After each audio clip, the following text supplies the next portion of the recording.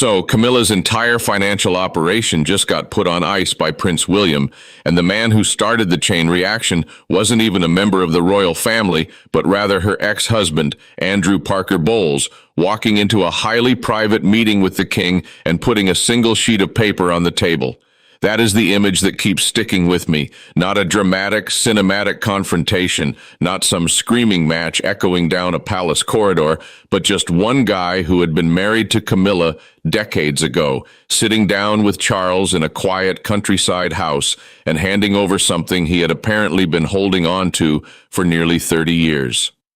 6 weeks later, William signed a devastating memo that effectively froze every single account connected to Camilla's household office, executing this maneuver with no public announcement, no formal statement explaining what was happening to the press, just a one-page internal administrative document that stated all of her expenditure was officially under review. The most glaring detail of all was that the authorization line at the bottom of that page didn't have her name on it, and it didn't have Charles's name on it either. It came directly from William's office, which is where this whole unprecedented institutional earthquake begins. Honestly, the more you dig into the granular details of the paperwork, the stranger and colder the timeline gets, revealing a story that stretches far beyond what the palace has ever publicly acknowledged. Let's go back to that specific morning when the memo first went out through the internal correspondence system, the kind of dry administrative channel that normally sees documents read once, filed away, and immediately forgotten by everyone except the single clerk whose job it is to process them. But palace staff who saw this particular memo read it twice, and some of them read it 3 times, because while the bureaucratic language was carefully chosen, the underlying meaning was completely impossible to miss. Queen Camilla's household finances, her travel budget, her staffing allocations, her personal disbursement accounts, the very administrative machinery that keeps a queen consort's office functioning as a living, breathing entity, were all placed under immediate suspension pending what the memo clinically described as a review of expenditure.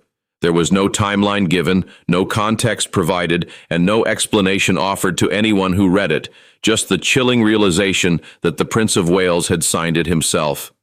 I want to pause on that specific phrase, review of expenditure, because it intentionally sounds bureaucratic and boring, but inside the walls of a royal household, that kind of language carries immense, terrifying weight. A review is not an investigation. It carries no formal legal force and doesn't explicitly imply that anyone has been accused of a crime, but in actual practice, when you freeze a queen consort's entire financial operation and forcefully route absolutely all of her spending decisions through her stepson's office, the delicate distinction between a routine review and a brutal punishment gets incredibly thin, incredibly fast.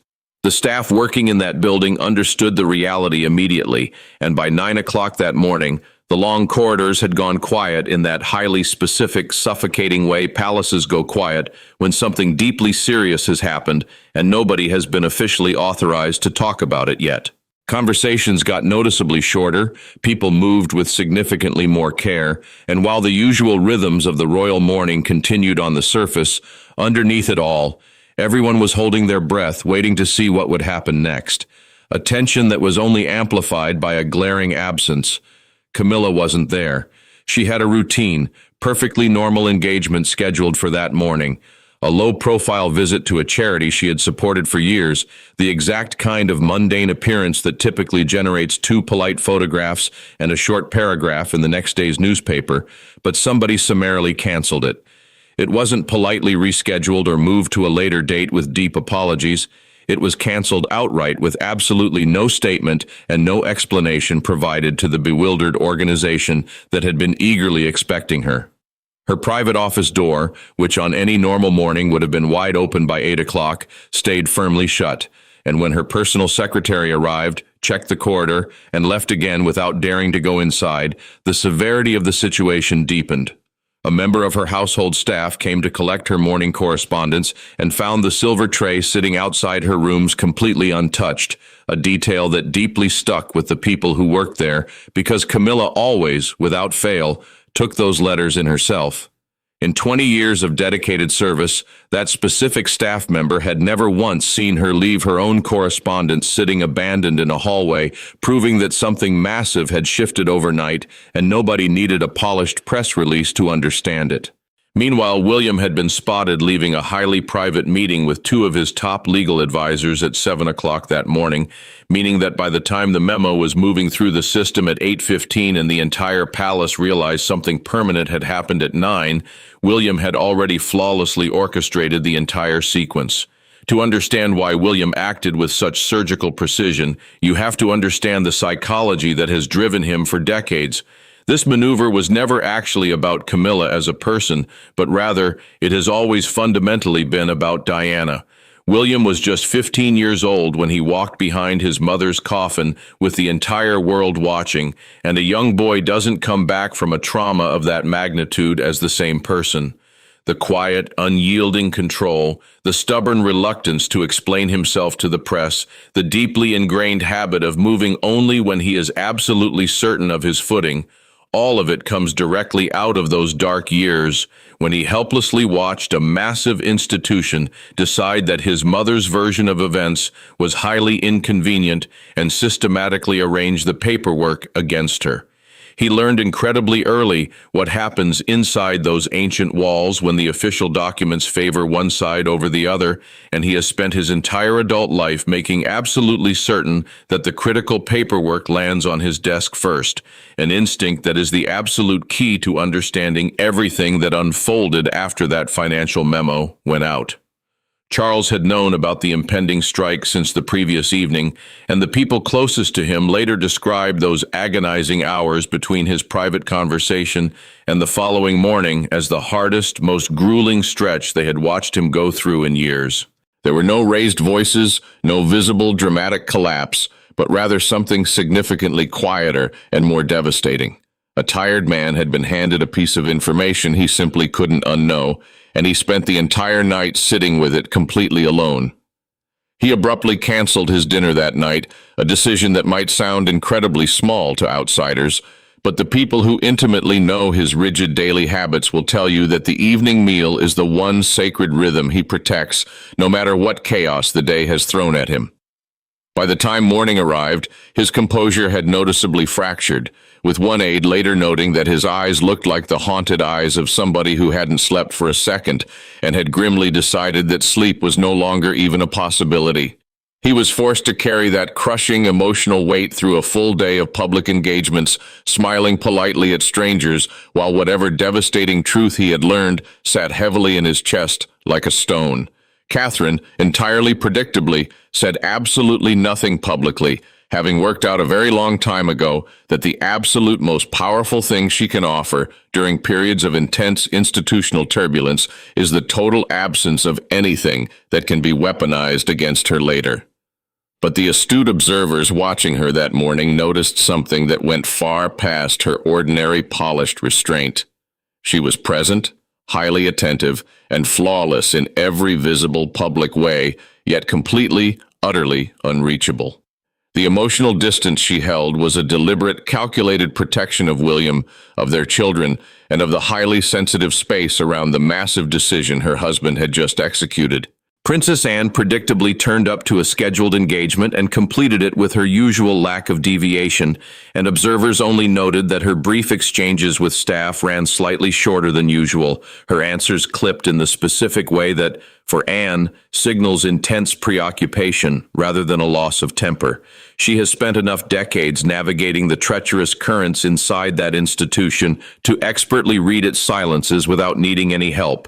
So she read this particular silence and resolutely kept her mouth shut.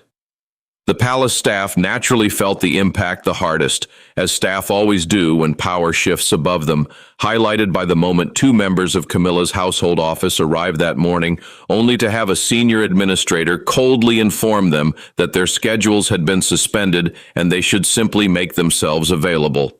No further instruction came, leaving them to sit in a small anteroom for 2 agonizing hours, and neither of them dared to ask the other the burning question they were both chewing on, because absolutely nobody in that building had been cleared to answer it.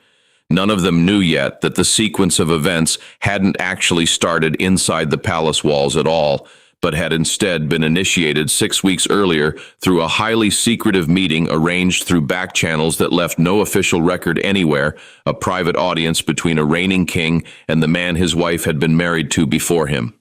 6 weeks before that devastating financial memo was issued, a quiet message moved through an intermediary, deliberately avoiding the formal correspondence systems that rigidly govern how senior royal figures talk to the people around them, bypassing the standard pathways that leave permanent records and pass under the watchful eyes of private secretaries trained to document everything crossing a royal desk.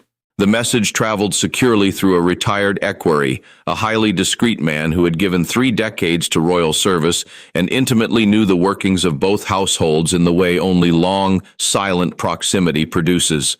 The message was incredibly short. Andrew Parker Bowles wanted a highly private audience with the king. The request on its own wasn't entirely unthinkable, considering those two men have moved through overlapping social worlds for 50 years. Military circles, the elite social geography of the English countryside, and formal occasions where people with complicated, shared romantic histories handle it with the practiced, polite ease of their aristocratic generation. They were absolutely never close friends, but they weren't strangers either, as evidenced by the reporting around the coronation in May 2023, which noted that Andrew Parker Bowles was comfortably given a prime seat inside Westminster Abbey, while his former wife was proudly crowned right beside the king. That is the highly civilized, functional, and public arrangement these people had successfully made with each other. But this specific request differed in 2 massive ways: the highly irregular channel it came through and the strict condition attached to it. Andrew Parker Bowles asked explicitly that the meeting absolutely not be logged in any way. No entry in the official royal diary, no hovering staff in the room, and absolutely no written record of the conversation existing beyond whatever the 2 men chose to personally carry out of it.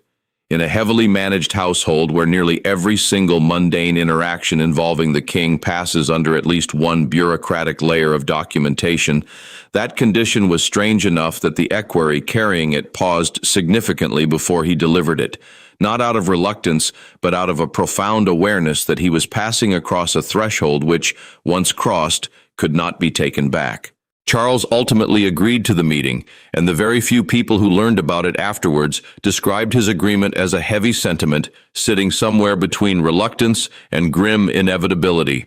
He deeply understood from the shadowy shape of the request and the specific identity of the man making it that whatever heavy secret Andrew Parker Bowles had been quietly carrying all these years, he had definitively decided he was entirely done carrying it alone.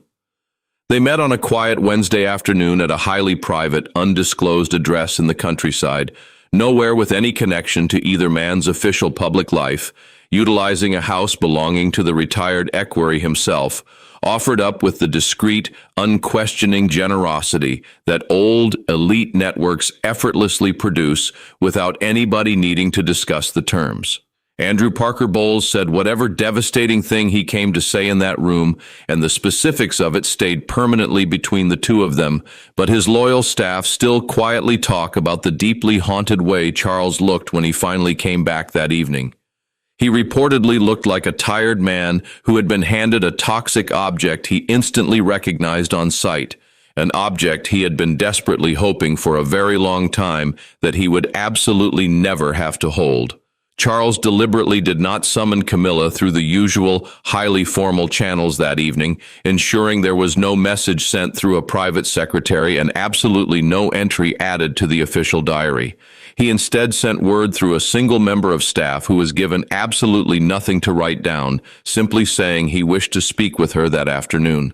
The utter informality of the summons was the glaring signal, because in a royal household where even the absolute most intimate exchange between senior family members typically moves through a thick layer of administrative structure, deliberately taking that structure away communicated a gravity that no written message could have said plainer. She arrived within the hour, finding he had chosen a small, unassuming sitting room on the upper floor of the private residence, a space historically used for highly sensitive conversations that require absolute distance from the working, gossiping parts of the household. There was no imposing desk positioned to visually establish who outranked whom, just two people and a single document resting on the low table between them, a document that Charles had placed there before she arrived and had not touched since. Camilla reportedly looked at the document before she even looked at him, recognizing it as a single sheet, a grainy photocopy rather than a crisp original, carrying a highly specific date from the turbulent period straight after her messy divorce from Andrew Parker Bowles, years before anybody in the press had confidently put the words marriage and Charles in the same sentence. The exact dates matter immensely for what comes next in the narrative. Camilla and Andrew Parker Bowles publicly announced the end of their marriage in January 1995. The divorce officially went through in early 1996, and she finally married Charles in April 2005. That devastating piece of paper came directly out of the shadowy gap in between those milestones, the specific decade when absolutely nobody was actively watching her, when she possessed no royal title, no official protection, and absolutely no formal standing of any kind. The toxic contents of the document, which Charles later described to his absolute most senior advisor only in the broadest, most guarded terms he could manage, directly related to a highly private, questionable financial arrangement she had entered into during that vulnerable period. The agreement was explicitly put in writing, and the writing strongly suggested she had aggressively used highly sensitive knowledge picked up exclusively through her illicit proximity to inner royal circles, knowledge she absolutely had no legal or moral standing to hold at that specific time, as powerful financial leverage inside a negotiation that looked entirely private on its surface. On its own, the aging document carried absolutely no immediate legal consequence. Nobody was going to a criminal courtroom over a faded photocopy from the mid-90s. But in the hands of absolutely anyone with the institutional context to truly understand it, that single page told a devastating story about her fundamental judgment, about the massive, hypocritical distance between what a person ruthlessly does privately and what the trusting public is asked to believe, and about what she had been completely willing to do in the desperate years when nobody was officially watching her. Charles quietly asked her one question, which was not an angry accusation delivered with the crushing force of sovereign certainty, but a vulnerable question shaped with the immense care of a broken man who had spent 6 agonizing weeks working out how to emotionally hold what he had been handed. He simply asked her to help him understand what the actual arrangement had been. The heavy silence that followed ran so incredibly long that its very length morphed into its own damning answer. And then Camilla finally spoke.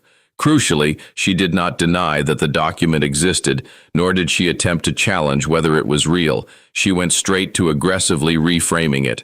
She insisted the arrangement had been grossly mischaracterized, claiming the vital context had been lost somewhere along the way, and arguing that the thing on the page that looked like malicious leverage was, in her telling, simply a private, messy negotiation between two people trying to untangle a highly complicated shared life.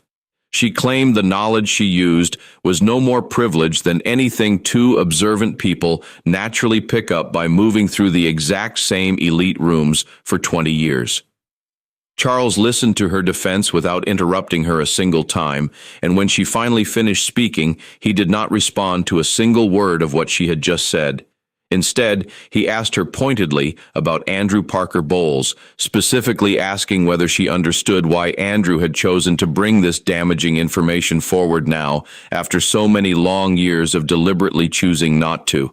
That specific question settled heavily into the quiet room and sat there, and Camilla, a highly strategic woman who had spent decades meticulously learning to work the exact, treacherous ground between what gets said and what gets meant inside this ruthless family, gave the absolute one answer that told Charles absolutely everything the document itself had left open. She did not say that what Andrew Parker Bowles had shown him was fundamentally untrue. Instead, she asked why he would do this to her. That is the exact response that confirmed her guilt. Not a firm denial, not a logical explanation, but a desperate question entirely about motive. If the document was genuinely, innocently mischaracterized, the absolute most obvious, natural answer would be to say so directly and forcefully. Instead, she asked why her ex-husband would actively want to hurt her, a reaction that clearly tells you absolutely everything you need to know about which version of events was significantly closer to the ugly truth. The tense meeting ended completely without resolution, and the glaring absence of a resolution was, in itself, the final resolution. Charles absolutely did not tell her what he intended to do next. He offered her absolutely no emotional reassurance, and when she finally left the room, he deliberately did not pick the document up off the table, which explicitly meant that as she walked out, that damning page stayed where he had put it, silently waiting. Within 48 hours of that confrontation, the palace's highly secure internal financial review office received strict new instructions that absolutely did not come through Camilla's household. They deliberately skipped the normal, polite chain of communication that would have given her office any formal notification at all, arriving instead directly through the king's private secretary and addressed exclusively to the keeper of the privy purse. For those unaware, the keeper of the privy purse is not a mere clerk, but the absolute most senior financial official in the building, the person who runs the money, holds overall responsibility for the sovereign's massive financial affairs, signs off the complex household accounts, and annually publishes the Sovereign Grant Report, detailing how the royal family utilized over £130 million of public funding. The memorandum requested, in the highly careful language institutions use when they want something explosive to look entirely routine, a comprehensive forensic review of all expenditure explicitly associated with the Queen Consort's office over the preceding 3 years. The keeper of the privy purse had held his powerful role long enough to instantly know that a massive request of that specific nature, arriving through that highly unusual channel with absolutely no prior discussion and zero explanation, was absolutely not routine administration. He turned up for work, read the memorandum, and immediately asked 2 highly specific questions. The first covered the actual scope of the review, and the second covered who else had been told. The answer to the second question told him absolutely everything the dry memorandum had deliberately left out. Prince William had been heavily included. He had not been politely notified afterwards as a mere courtesy to the heir. He had actively sat in the very conversation that produced the memorandum. His office was explicitly copied on the strict instructions, and his name was sitting prominently in the authorization chain as a powerful participant in directing the process rather than a passive observer of it.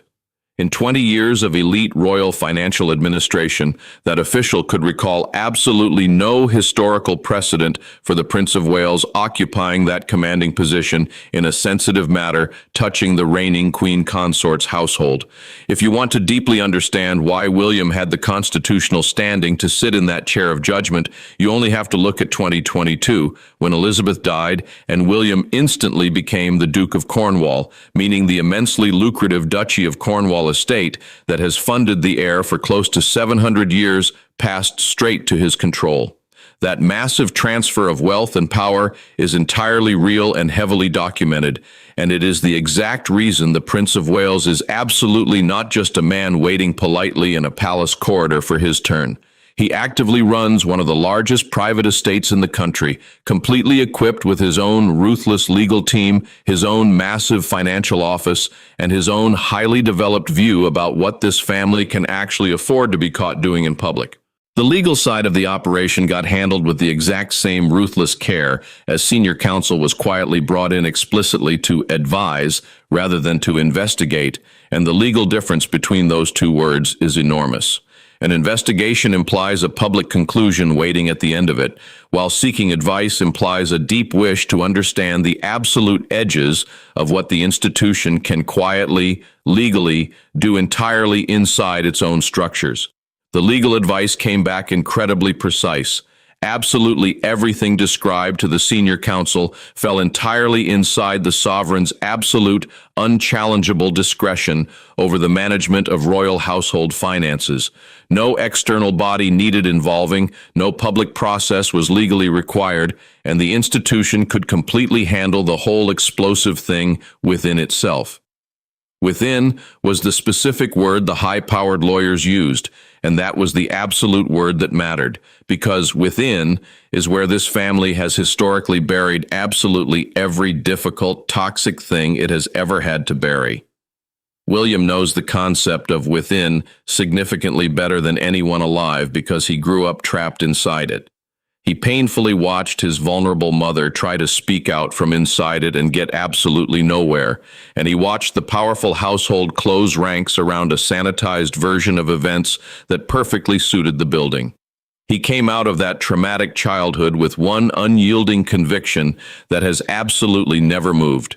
If the palace machinery is going to protect somebody, he is going to be the one who decides who gets protected. The massive changes started incredibly quietly, the way serious, structural changes inside a royal household always start. There were absolutely no loud announcements, no official statements released through channels, and no juicy briefings handed to the eager press, just highly calculated small alterations to the ordinary texture of daily life inside the palace. Camilla's engagement diary was the very first casualty. 3 highly visible appearances scheduled across the following fortnight, a hospital visit, a glittering reception tied to one of her absolute longest-standing patronages, and a major ceremony where she had been officially expected to heavily represent the crown, came abruptly off the calendar with absolutely no replacement dates offered. Her office simply sent the bewildered organization's short, clipped notes citing vague scheduling conflicts, and the loyal staff who meticulously run her public calendar deeply understood what they were looking at. A scheduling conflict that produces absolutely no rescheduling is absolutely not a scheduling conflict at all, but rather undeniable proof that somebody highly powerful has deliberately removed her. Next, 2 key members of her household office were abruptly reassigned, and the palace handled it with the chilling efficiency it strictly saves for personnel changes it desperately wishes nobody would ever examine. There was no formal announcement and absolutely no acknowledgement in any internal email communication that might create a paper trail. Their desks were simply cleared completely over one weekend, and their building access was abruptly changed the very following Monday morning. When curious colleagues politely asked, they got one sanitized answer. Both individuals had happily moved to support roles in other administrative departments, a description deliberately vague enough to completely confirm nothing and completely deny nothing.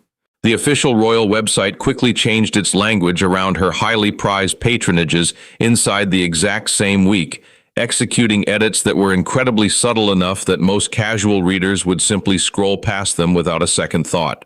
Phrases prominently positioning her as a current, active working presence inside each charitable organization got quietly, ruthlessly softened into passive language entirely about her historical association. Present tense verbs were completely swapped for past tense, and the word ongoing was systematically swapped for long-standing. That is the sort of highly specific clinical edit a nervous communications team makes when somebody incredibly senior explicitly tells them to aggressively create distance but absolutely does not tell them why. Then finally came the devastating letter from the keeper of the privy purse, addressed directly to the relevant financial institutions and the formal register of royal administrative correspondence, explicitly placing an ironclad administrative hold on the massive accounts tied directly to Camilla's household operations. It was not a freeze in any strict legal sense, but a hold. Yet the distinction existed purely on paper and absolutely nowhere else, because the practical effect was utterly identical. The massive, lucrative accounts through which her busy office paid for essential staffing, extensive travel, and the immense daily requirements of a working royal household could absolutely no longer be touched without explicit additional authorization, and absolutely only one office could legally give it, William's office. Think deeply about what that actually means on a highly practical daily level, because it is incredibly easy to merely hear the word hold and foolishly picture something abstract. A queen consort's massive office absolutely does not run on polite goodwill. It runs entirely on a highly functioning, well-funded bank account that pays the person who answers her letters, the driver who takes her to a hospital opening, and the massive team that meticulously builds her schedule 6 months ahead. When you brutally cut the authorization, absolutely none of that machinery stops overnight. It simply starts requiring permission. Every single mundane request goes directly to a desk belonging entirely to her stepson. She literally woke up that Thursday morning as the crowned queen, and she absolutely could not even sign off on her own basic travel arrangements without a young man sitting in another building explicitly agreeing that she should have it. Only one meeting absolutely still had to happen, and utterly unlike absolutely everything that came completely before it, absolutely nobody arranged this highly sensitive one through polite intermediaries or heavily managed it through the protective buffer of institutional protocol. William explicitly asked to see her directly, and she absolutely did not refuse. She was completely already in the room when he finally arrived, and whether she meticulously planned that or whether it simply came out of arriving slightly early, absolutely none of the people anxiously standing in the corridor outside could say for certain, but they could absolutely all agree on one highly specific detail. William confidently came in, and she absolutely did not stand up to greet him. She stubbornly stayed in the chair she had carefully picked, absolutely not the one nearest the heavy door, but the one positioned deliberately beside the large window, completely with the afternoon light shining blindingly behind her, placing the absolute full length of the room squarely between herself and absolutely wherever he was ultimately going to sit. It was a highly calculated, incredibly small arrangement, the exact kind of spatial dominance play that says absolutely nothing out loud, but screams absolutely everything to anybody actually paying close attention. William calmly sat down. He deliberately put absolutely nothing on the table between them. No explosive documents, no thick files, absolutely none of the highly visible, tangible product of the long weeks of relentless investigative work sitting behind this monumental moment. Leaving the paperwork outside was a massive, deliberate statement entirely of its own. Whatever heavy thing he had completely come to say absolutely did not need a piece of paper physically holding it up. He spoke first, calmly telling her he had absolutely not asked for this tense meeting to aggressively go back over the damning financial evidence, or to brutally deliver absolutely any further consequence, or to fruitlessly continue an ugly argument absolutely neither of them had formally started. He stated he had explicitly asked to see her because there was one fundamental thing he deeply needed her to understand that absolutely no administrative memorandum and absolutely no financial review could ever possibly carry. And then he quietly, powerfully told her entirely about the suffocating silence he vividly remembered completely from his own traumatized childhood. Not the loud, messy silence of the screaming arguments. He had been entirely too young for absolutely most of that to accurately register as conflict. The specific silence he clearly remembered was the other silence.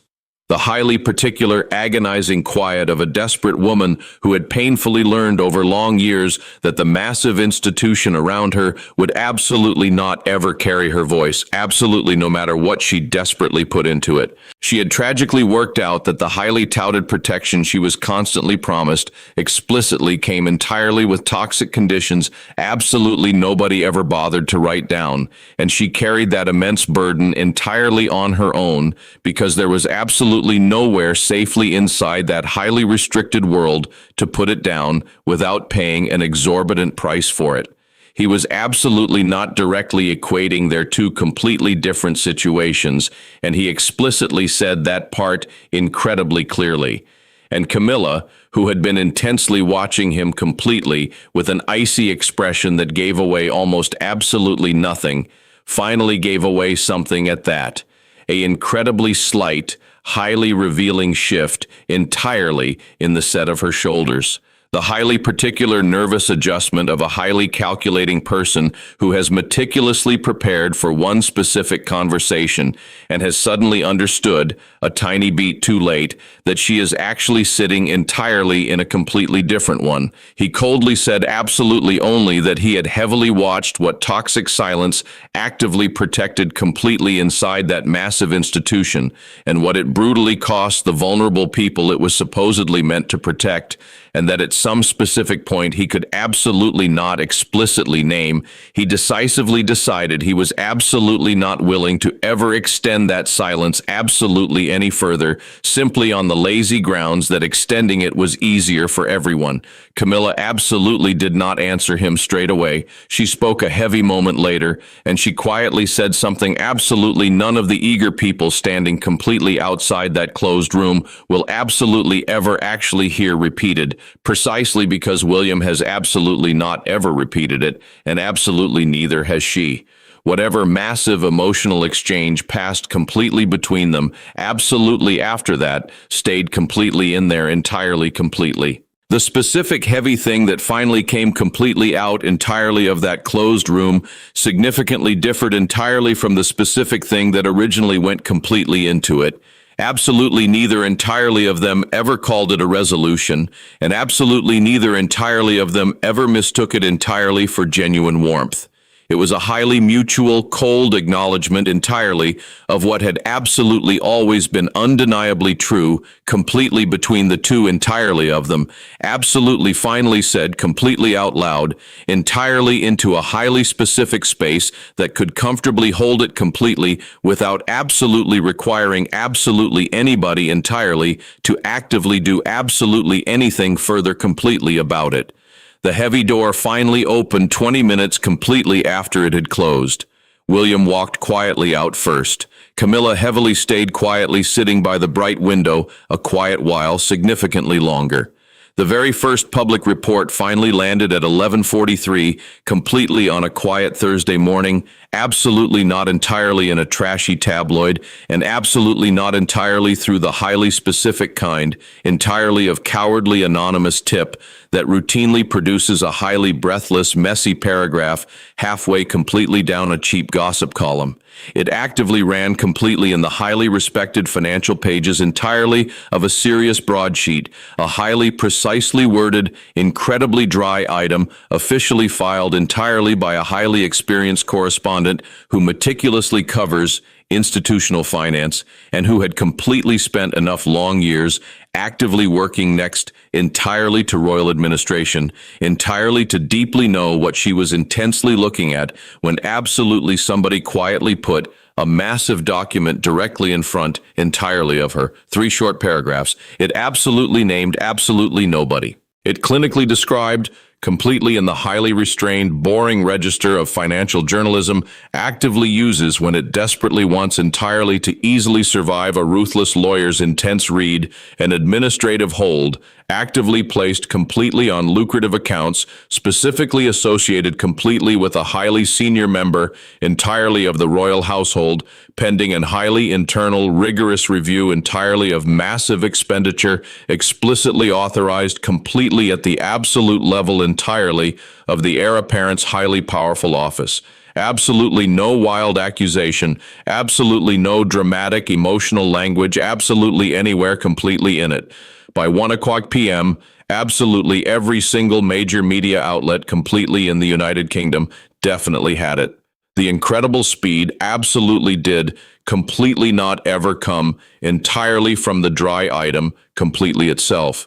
It came completely from what absolutely every single sharp editor completely in the country intimately understood the item entirely to explicitly mean once they had carefully read it twice.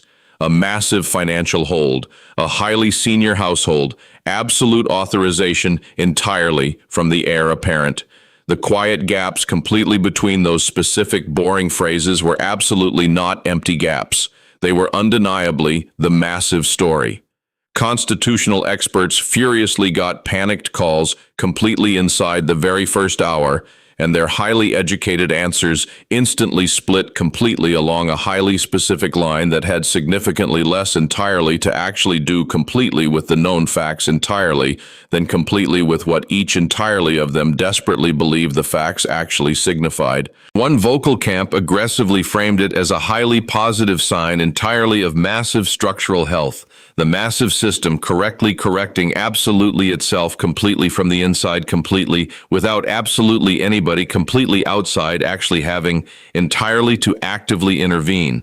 The absolute other highly vocal camp was a highly good deal, significantly less comfortably comforted. Astute scholars, entirely of deep constitutional history, sharply pointed completely out that a massive financial suspension, entirely of this specific brutal kind, explicitly authorized, completely at the absolute level, entirely of the heir apparent, absolutely, rather than the reigning sovereign, absolutely has completely no obvious recorded parallel entirely in the absolute modern history entirely of the massive household.